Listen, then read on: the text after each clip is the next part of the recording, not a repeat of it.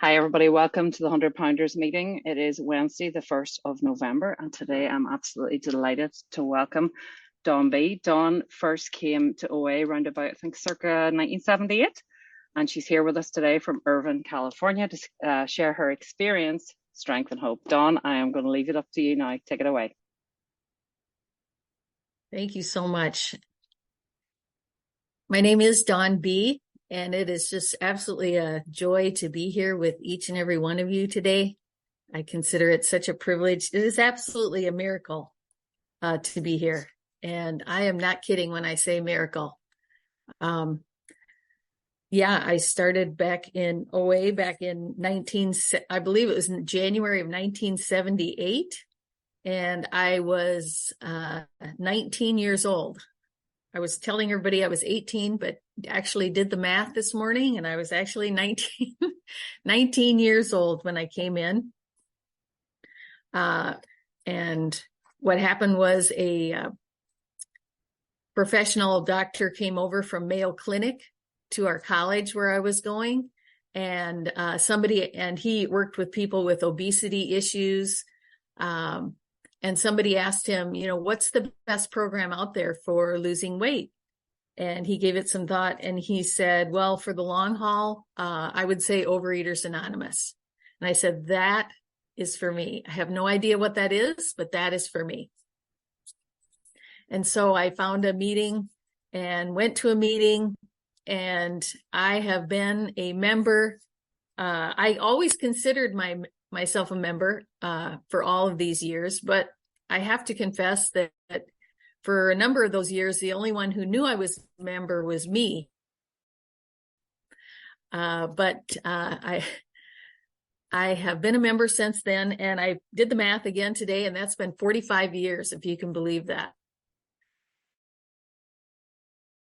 That is downright incredible. 45 years, and the amazing thing is why I'm actually here speaking with you. The miraculous thing is that for 34 of those years, I had failure in the program. I could not for the life of me string together much abstinence, more than 3 days here, 7 days there, 21 days once or twice in 34 years. So if you think about it, failure in the program, half measures, delusional thinking, that really is my expertise. That's what I should have a doctorate in this program. If they gave that in failure and half measures, that would be what I would have. So, given that specialty, I hope that I can really speak today to anybody out there who is struggling. Because if I can do it, if it can happen for me after 34 years of failure, trust me, it can happen for you. And I absolutely can tell you now, after 11 years of being abstinent, that it is an absolute miracle. This program absolutely works. At the top weight that I had, I don't really know what my top weight was. Maybe if you could read it, if you could possibly put the picture up.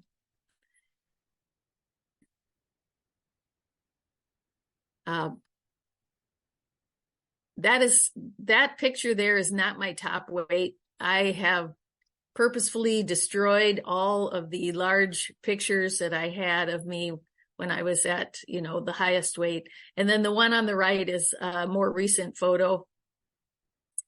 So that's not my top weight, but I really, and like I say, I don't know what it was, but I know that I'm down over 100. I really have no idea how much, because like I say, I stopped weighing myself when I got the heaviest, and just went on a hope and a prayer. And yeah, it just wasn't working.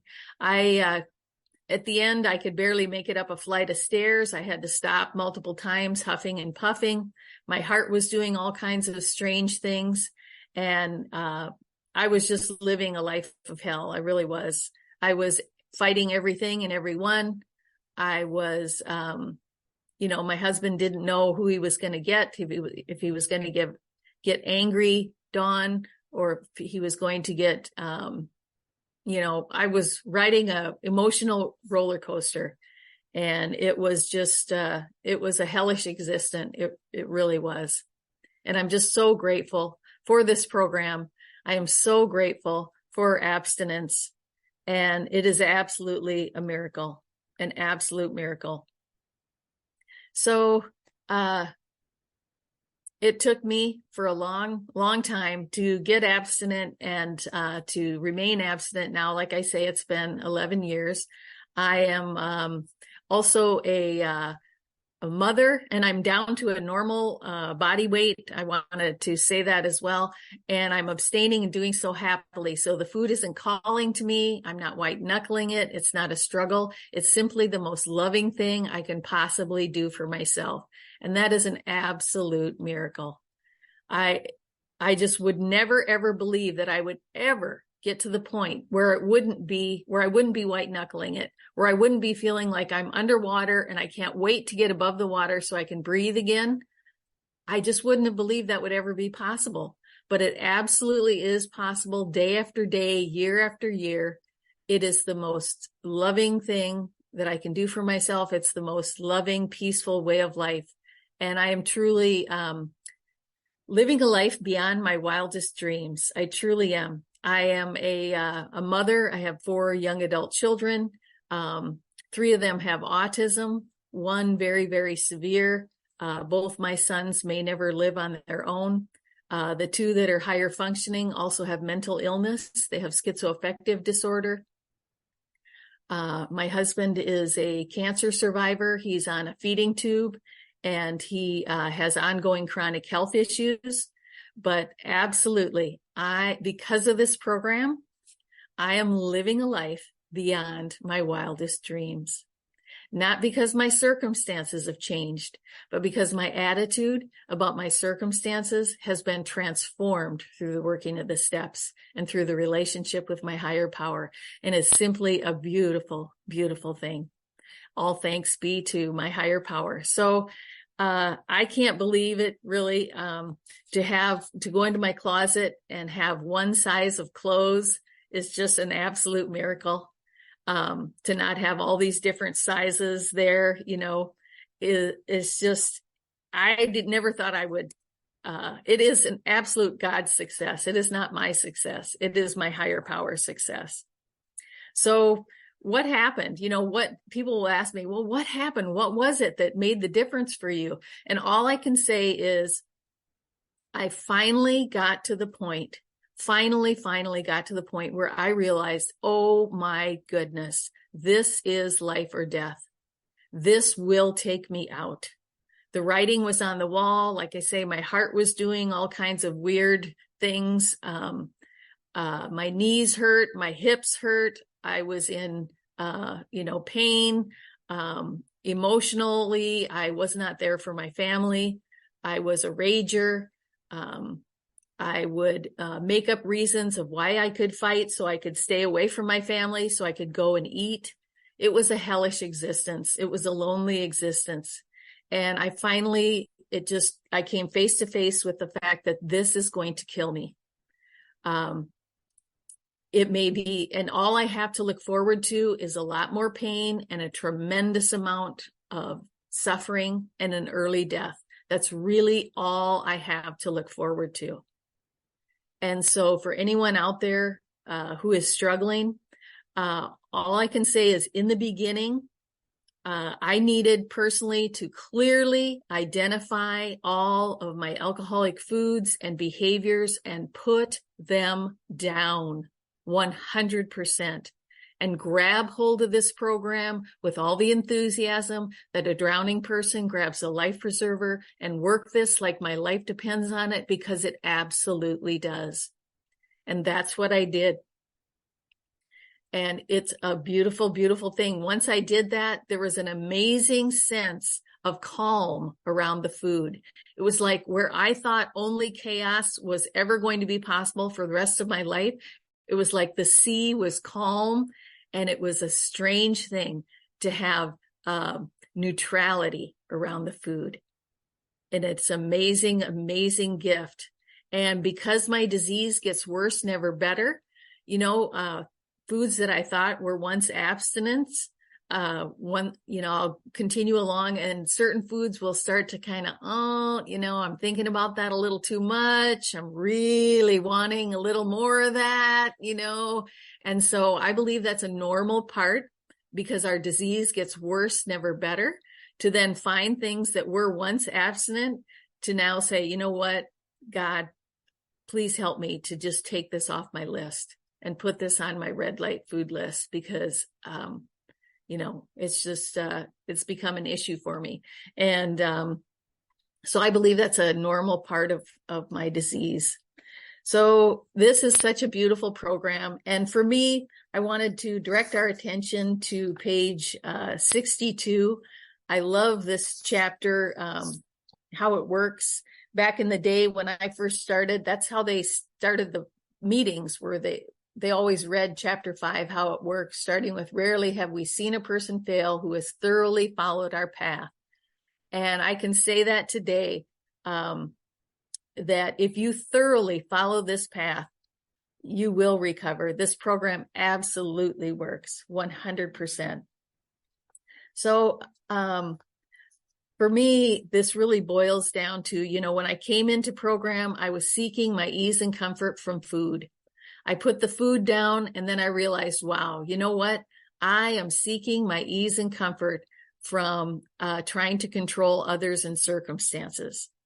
Just like it says in this chapter about, we're the actor and we're trying to arrange all the lights, the scenery, the other actors, and we're getting really ticked off when it doesn't happen our way. I came in seeking my ease and comfort from food. I put it down.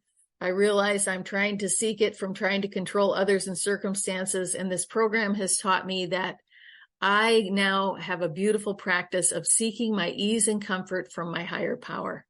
And that's a beautiful way of life. And it's a daily, moment by moment practice of seeking that ease and comfort from God. So let's look at page 62. The root of my troubles is really my own making. It's my thinking. That's the issue. And I am an extreme example of self-will run riot. I absolutely am. I tell myself things that aren't true. I tell myself, things that are fearful, dishonest, self-seeking on a daily basis. I pretend that I already know the way life needs to go. I know the way my husband needs to act. I know the way my children need to act. I know the way that life needs to go. And I can get rightfully ticked off when it's not going that way. Because if you think about a solar system with the sun in the middle and the planets revolving around the sun, well, I didn't realize this, but this is actually my concept of reality. I thought I'm in the center and everything is supposed to revolve around me. It's supposed to go the way I know it needs to go. But this program has taught me that no, precious Donnie, actually your higher power is in the center and everything is supposed to revolve around your higher power. And it's a different way of looking at life. So now, rather than me trying to make up the way I know everybody needs to act, now I'm pausing and I'm asking, what is your will, God? Please help me to see this situation more like you see it, God. Help me to see this other person more like you see them, God. And that sacred pause where I ask for God to direct my thinking is a beautiful, beautiful practice that I get to do now on a daily basis, moment by moment. Pausing and asking, help me to see this situation more like you see it, God. Help me to love my daughter as you would delight in her loving me, and as you would delight in me loving her, God. And thinking of God as my director, as it says in that bottom paragraph on page 62, what's my line here, God? A director gives the actors the script and they're supposed to follow it. It helps the actors know how to act. So I'm pausing and asking my director, how would you have me act in this situation, God? Give me my line. What's my line here? What would you have me say, God? Give me your words. Speak through me. Help me to see this person and treasure them as you would delight in me seeing them and delight in me treasuring them and loving them, God. Your will be done, not mine. And it's a beautiful way of life. And it also says in that bottom paragraph there on page 62, I need to quit playing God. It doesn't work. I used to introduce myself in meetings as, hi, my name is Dawn, and I'm a recovering higher power. Because that was really, I mean, it's accurate. Hey, call it as it is. But I realize in this program, I have to quit playing God. It does not work. It absolutely does not. And it also says in this paragraph that God is my principal and I am God's agent. So what does that mean? That's a concept from the financial world of Bill W. The principal, the agent actually has a legal responsibility to work for whatever the principal's goals are. Whatever is the principal's wishes and desires and best interests, that agent, their whole job is to work for whatever the principal wants and whatever the principal's will is. So my job is to work for whatever God's goals are, whatever God wants. That's to be the most important thing for me. Not what I want, not what's in my best interest from my small perspective. My whole job and what I'm being paid for and my legal responsibility is to make God's will my only goal. And so that's what I say to myself throughout the day. May your will be my only goal, God. Your will be done, not mine. Your will be done, not mine. And it's a different way of life. It's a paradigm shift. It's a game changer in life. God, it also says, God is my father. And I am his child. So this is talking about the perfect parent. This isn't talking about, maybe the parent that we had that was a little sketchy here and there, perhaps. This is talking about the parent who loves us infinitely, who delights in us exactly as we are, who cherishes us, who wants to be around us and listen to everything that we have to say and has our back. And is there for us, treasuring us and encouraging us, and wants nothing more than to assure us that we are safe and we are loved and we are protected and we are so well cared for. That is the beautiful relationship that I believe is being talked about here. God is my father, my perfect parent, and I am his precious, precious child. And that's a beautiful, beautiful way of life. Most good ideas are simple, and this concept was the keystone of the new and triumphant arch through which we pass to freedom. So this idea, these concepts that I've just been talking about, is the keystone. So that means it's the most important stone in an arch. It's the top center stone at the top of an arch, and all the other stones push on this stone. And it's often a wedge shaped, and it has to be really, really strong. And because it is responsible for the success of the entire arch. And so this concept, God being my director, me looking for God for what I'm to say and how I'm to act, God being the principal, me making God's will my only goal, and God being my father, where I trust that God loves me and treasures me and has my back and is always there for me and delights in me. This is a key to the successful arch through which I pass to freedom. So this is a foundational concept, if you will. And then it goes on. So when I sincerely take such a position, on the top of page 63, all sorts of remarkable things happen. So here's where the miracle happens. When I have this foundation, I have a new employer. Being all powerful, he provides what I needed if I keep close to him and perform his work well. We have aides that come in and work every day of the week with our sons. And one of our aides he would often sit at the table and just do his own stuff. He'd look at his phone. He's working on his computer, but not working. Used to drive me insane. And I would do so many 10 steps on this poor guy. And, I'd say something to him, I'd kind of go over the priority and just sit there on his phone, would not be working, drove me. Oh my goodness. And then I finally realized through one of my 10 steps, you know what? That is me. What he's doing, that's me. When I'm sitting here throughout my daily life and I'm forgetting to even be aware that I have an employer. God is my employer. I'm supposed to be working. I'm supposed to be asking my employer for my priorities and doing those priorities. And instead, I get distracted with my own busyness and I forget I even have a higher power.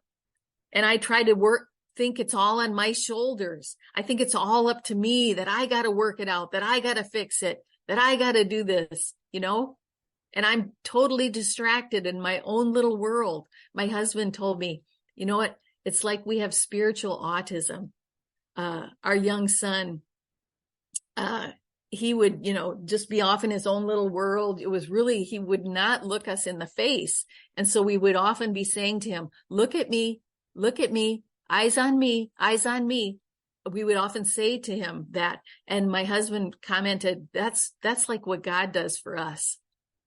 God's trying to get our attention throughout the day and we're off in our own little world doing our own little thing. We're so distracted and it's like we have spiritual autism, we're just in our, and God's trying to get our attention to let us know that we are loved. We are cherished. You're not on your own, sweetheart. Here, let me help you with this. Honey, come here. Let me hold you. Slow down so that you can feel my love for you, sweet one. My precious, precious daughter. God calls me Donnie. That's what I believe that God, uses that endearing term. And so, Donnie, come here. Let me hold you, sweet one. You're not in this alone, precious sweetheart. Just relax into my loving presence and let me hold you. Come here and let's sit and let's rock in the chair. And just rest now, precious one. All is well, sweetie. All is well. I love you more than you can begin to comprehend with your mind. All is well, precious one. And that's the kind of relationship that I get to practice during the day. So instead of being in my own little world, I'm asking my higher power, what are your priorities? What would you have me focus on? What would you have me do?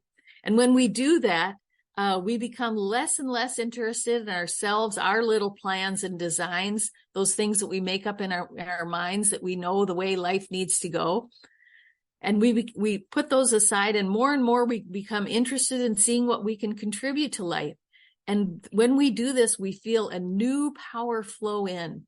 We enjoy peace of mind and we discover that we can face life successfully. As we become conscious of God's presence, we begin to lose our fear of today, tomorrow, and the hereafter. We are reborn. Wow. Beautiful. Absolutely. This is the path. So now we're at step 3, and we say this to our Maker: God, I offer myself to thee, to build with me and to do with me as thou wilt. And this is a beautiful, I love this sentence. So I visualize myself placing myself like building material into God's hands. So I'm a brick, and I put it in God's hands and I say, God, I don't know what you're building. I don't need to know. You're the one doing the building. I just put myself in your hands and say, do with me what you will. I may have thought I always wanted to be a house. I wanted to be the wall in a house, a beautiful brick house. But your goal for me is to be a bridge. So whatever you're building with me, God, that's what I want to do. I don't know what it needs to look like, but you do. And I see the time. I see the time there. Thank you. You know what you're building with me. And I offer myself up and I place my hands and I ask for your will to be my only goal. Relieve me of the bondage of self. And that bondage of self, I believe, is me torturing myself, thinking I already know the way life needs to look and what's happening should not be happening. That's bondage. That's torture. when I decide that I know the way better than God, the way life needs to be going, and this should not be happening. That's bondage to self. So relieve me, God, of thinking that I know the way life needs to be, and so that I may better do thy will. Take away my difficulties, that victory over them may bear witness to those I would help of thy power, thy love, and thy way of life. May I do thy will always. My husband a while back was very, very ill, and I didn't know if he was going to make it through the night. And at the time, I was, thinking, God, please direct my thinking, your understanding, not mine, of the situation. And I said, please, may your will be my only goal. And that's what got me through that event. When I can surrender and make God's will my only goal, it's a beautiful thing. My whole body relaxes, and then I can just let go and say, your will be done, God, not mine, God. Your will be done, not mine. And I can relax and be helpful, and I can experience peace of mind regardless of circumstances. And that's what this program teaches me. That's the treasure here. Surrender. Make God's will my only goal. May your will be done, not mine, God. Help me to see the situation more like you see it. Help me to love this person, God, more like you would have me love them. May your will be done, not mine. And it's a beautiful, beautiful way of life. And then I can experience peace that's not dependent on circumstances. When I place my life and all things into God's hands, miracles happen. And it's a beautiful, beautiful way of life. May all of us surrender today and just relax in those loving arms and be carried through the day. All is well. You are loved beyond what you can begin to comprehend with your mind. All is well. It's a beautiful way of life. Thank you so much for allowing me to be here today and for speaking with all of you. Blessings to you. Oh, Dawn, thank you so much for your message of depth and weight. I'm just going to read a little page out of the big book after you spoke, page 431.